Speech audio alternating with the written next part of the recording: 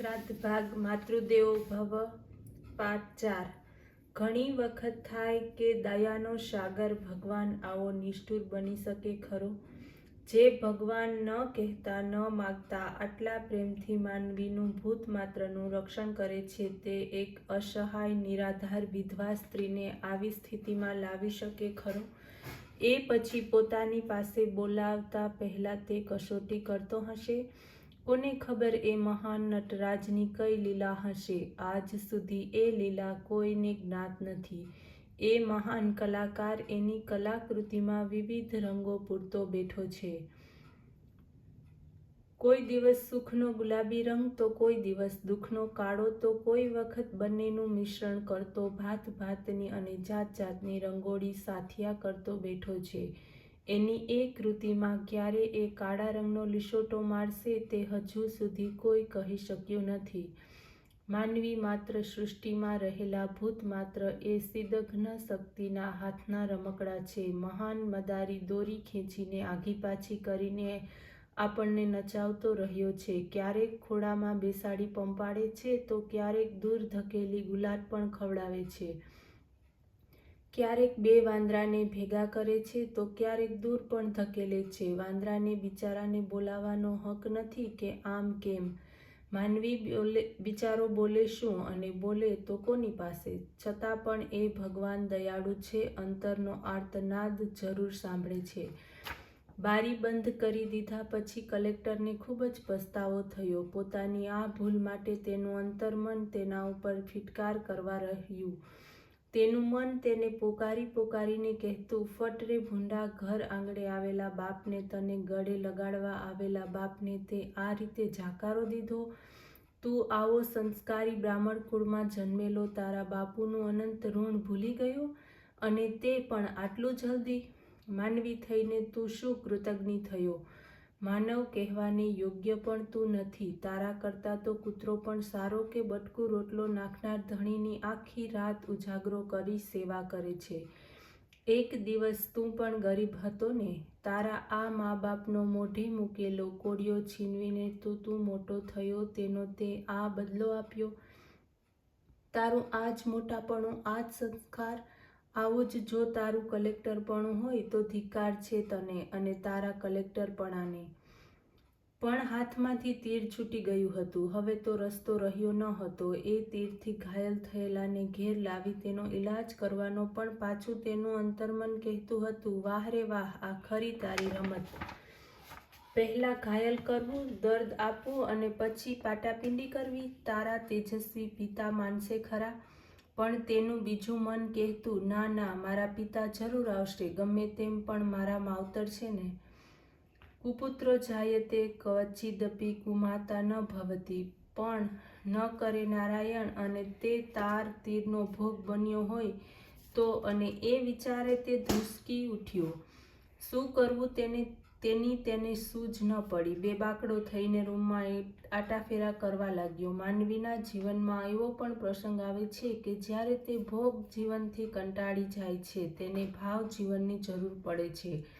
આજ સુધી કલેક્ટરના ભોગ જીવનમાં ભાવ જીવનને સ્થાન ન હતું, પરંતુ આજે તો ભાવ જીવન માટે, માતા પિતાની પ્રેમાળ હૂંફ માટે કલેક્ટરનું મન કાતર થતું હતું। તેણે પિતાને કાગળ લખ્યો, પણ તે પાછો ફર્યો। હવે પિતાને ક્યાં શોધવું તે ખૂબ જ દુઃખી થયો। કલેક્ટરના ઘેર બધું જ સુખ હતું, પરંતુ કોઈ વડીલ ન હતું, તેમને ટોકનાર કોઈ ન હતું। કલેક્ટરની પત્ની ગર્ભવતી થઈ એટલે તેમને એકાદ મોટી ઉંમરની બાઈની ખાસ જરૂર જણાઈ।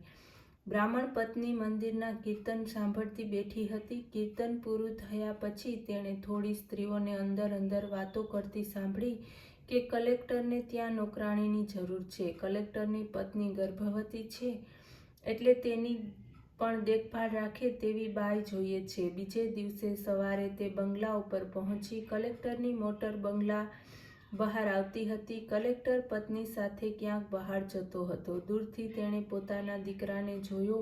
તેનું માતૃ હૃદય વધુ ધડકી ઉઠ્યું। દોડીને દીકરાને ભેટવાનું મન થયું, પણ જાત ઉપર તેણે કાબુ મેળવી લીધો। માથા ઉપરનો છેડો વધુ નીચે ખેંચ્યો અને કલેક્ટરની પત્નીને કહ્યું, મેં સાંભળ્યું છે કે તમને નોકરાણીની જરૂર છે. મને નોકરાણી તરીકે રાખશો? પોતે સાસુ હોવા છતાં, બંગલાની માલિક હોવા છતાં પોતાની જ વહુ પાસે તે નોકરીની ભીખ માંગતી હતી. માનવ જીવન સાથે કુદરતને આવી ક્રૂર મજા કરવામાં આનંદ આવતો હશે ખરો? માનું દિલ ભરાઈ આવ્યું. તે મનોમન બોલી, ભગવાન, હવે આ દિવસો ભોગવવા બાકી હતા તે પણ દેખાડ્યા. હવે તો તું રાજી થયો ને? પણ તેનું એક મન કહેતું હતું, ના ના, આ ઘરનું તો પાણી પીવું પણ હરામ છે. જે બારણે મારા પતિનું અપમાન થયું ત્યાં મારાથી પગ કેમ મુકાય?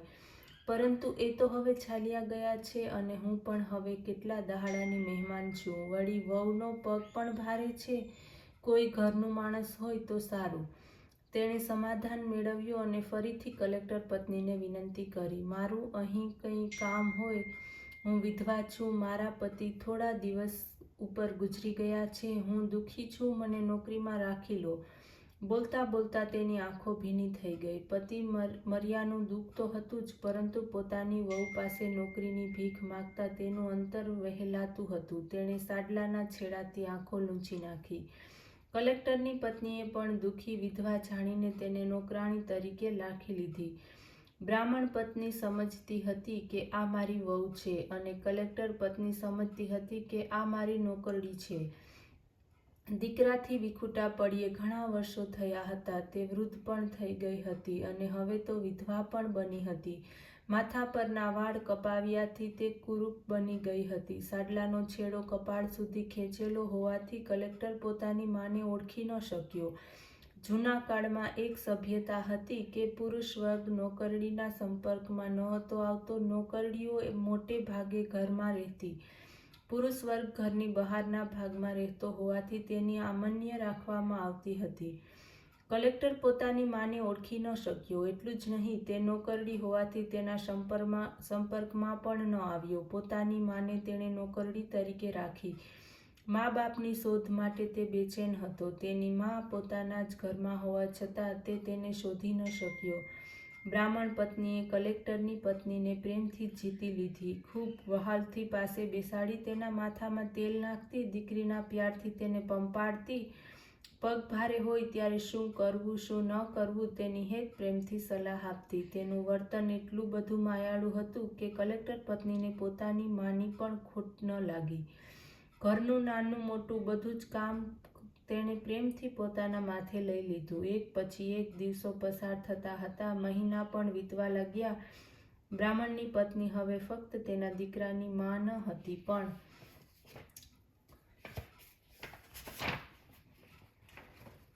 એક પૌત્રની દાદી પણ હતી. અત્યાર સુધી પોતાના રાજાને દૂરથી જોઈને સમાધાન લેતી, પણ હવે તો તેનો પૌત્ર તેના જ ખોળામાં રમતો હતો. એમાં તેને પોતાના રાજાનું દર્શન થતાં વહાલથી પૌત્ર પર પોતાનો ઓળખોળ કરી નાખતી. ચુંબનથી તેને નવડાવી નાખતી. એક દિવસ પતિ પત્ની જમવા બેઠા હતા. જમતા જમતા નોકરડીના પગારની વાત નીકળી. પતિએ પૂછ્યું કે કેમ આ નોકરડી બધું કામ તો કરે છે ને બરાબર? પ્રભુની ખરેખર કૃપા છે કે આપણને આવી સરસ બાઈ મળી છે. મારા ઉપર તો દીકરી જેવો પ્રેમ રાખે છે. ઘરનું બધું જ કામ જાતે કરે છે. ઘરની ઝીણી ઝીણી બાબતોનું ધ્યાન રાખે છે. જાણે કે પોતાનું ઘર ન હોય એવી રીતે તે હળીમળી ગઈ છે. અને બાબો તો એની જોડે એવો હળીમળી ગયો છે કે મને તો યાદ પણ નથી કરતો. સાચે જ આપણા ઉપર ભગવાનની અનહદ કૃપા છે. નહીં તો આવા નોકર આજકાલ ક્યાં મળે છે? તો પછી એનો પગાર વધારી આપને, બે ચાર સારા કપડાં ખરીદી આપ. અરે એ જ તો મારી મૂંઝવણ છે. જ્યારે હું પગારની વાત કાઢું છું ત્યારે તે કહે છે કે મારો પગાર ક્યાં નાસી જવાનો છે. આ ભર્યા ભાદરિયા ઘરમાં મારે વળી પૈસાની શી જરૂર છે? મારી પીઠ ઉપર જ્યારે હાથ ફેરવે છે ત્યારે તો લાગે છે કે જાણે મારી માં હાથ ફેરવતી ન હોય. આજે એને આવ્યાને 6 મહિના થયા, પણ પૈસાનું નામ સુદ્ધા લેતી નથી. જગતમાં હજી આવા સજ્જનો પણ વસે છે તેનું કલેક્ટરને આશ્ચર્ય થયું. એક દિવસ બપોરે કલેક્ટર પત્ની અને નોકરડી વાતો કરતા બેઠા હતા. પત્નીએ કહ્યું, તમે કેટલા પ્રેમાળ છો. અમને બધાને કેટલો પ્રેમ કરો છો. તમને પણ એકાદ છોકરો હોત તો કેટલું સારું થાત.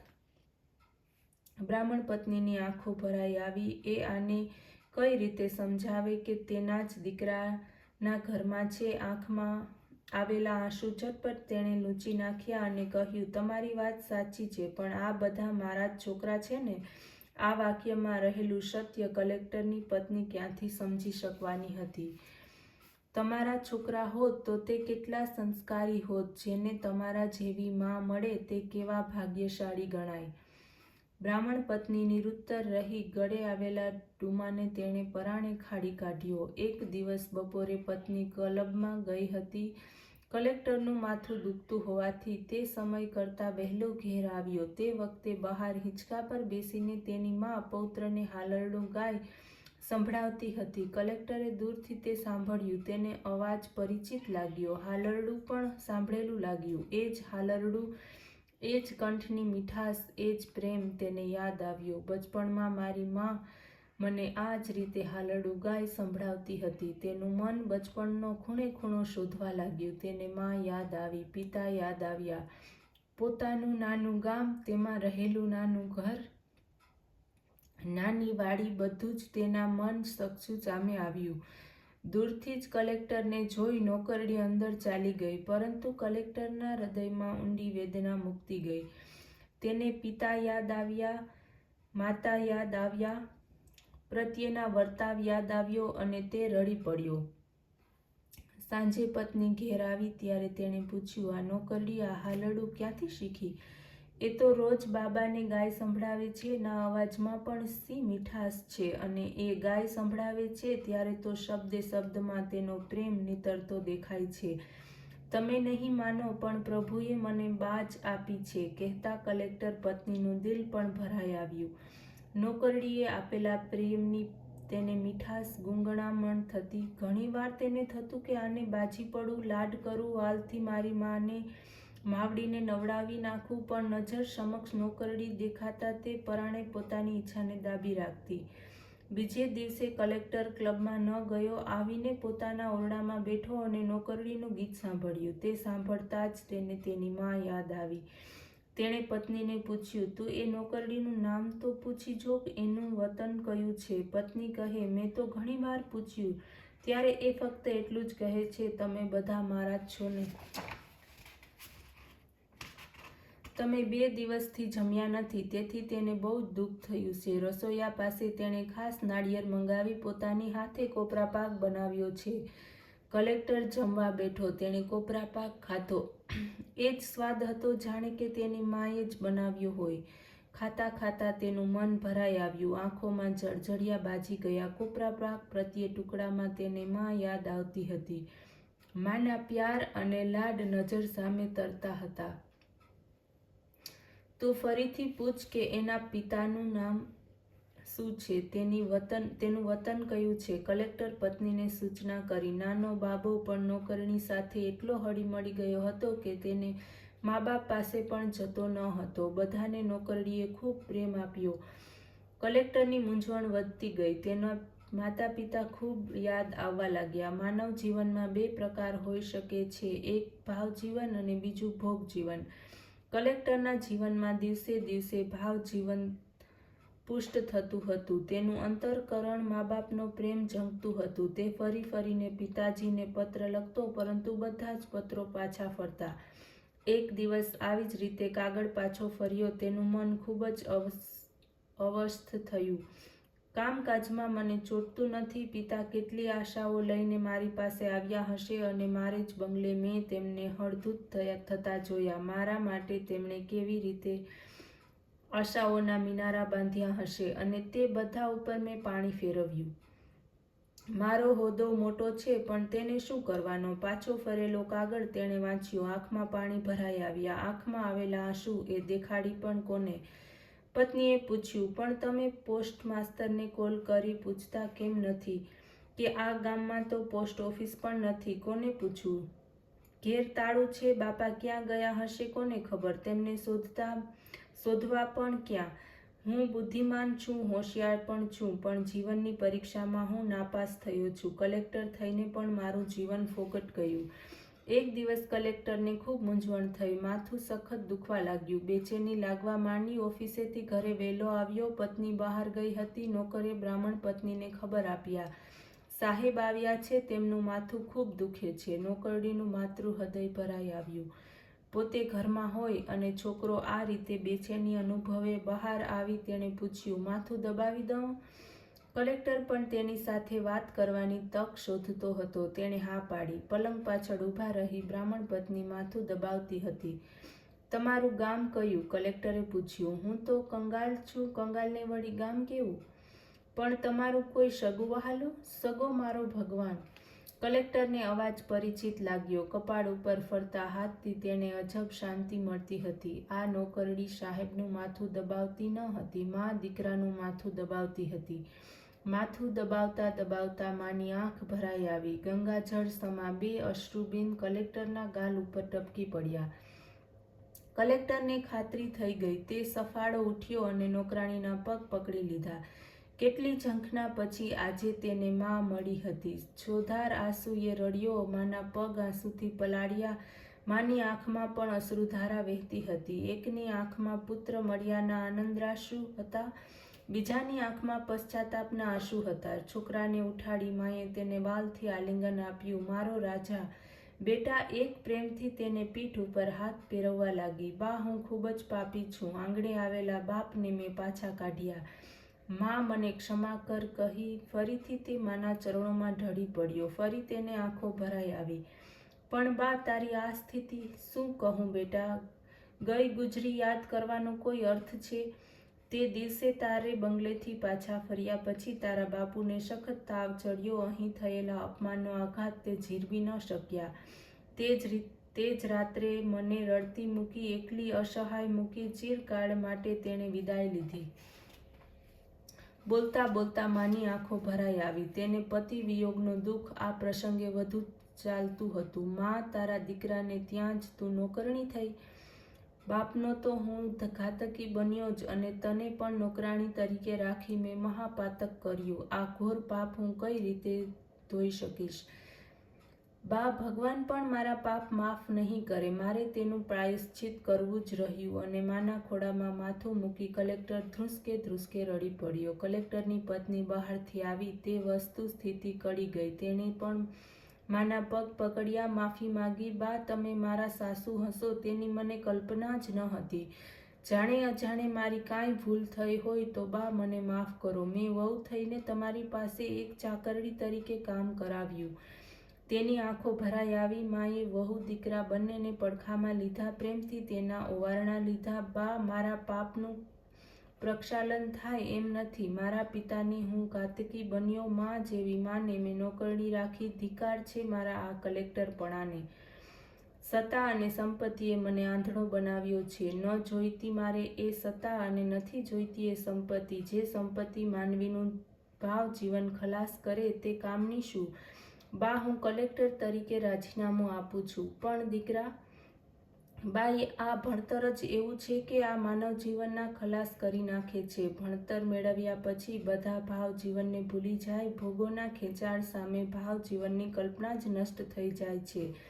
માણસ કૃતજ્ઞ બને છે. હું ઘેર ઘેર જઈશ, ગામે ગામે ફરીશ, છોકરાને આ ભાવ જીવનનું સમજાવીશ. માતૃદેવો ભવ, પિતૃદેવો ભવના પાઠ જીવનમાં લાવતા શીખવાડીશ. એ જ મારા જીવનનું પ્રાયશ્ચિત છે.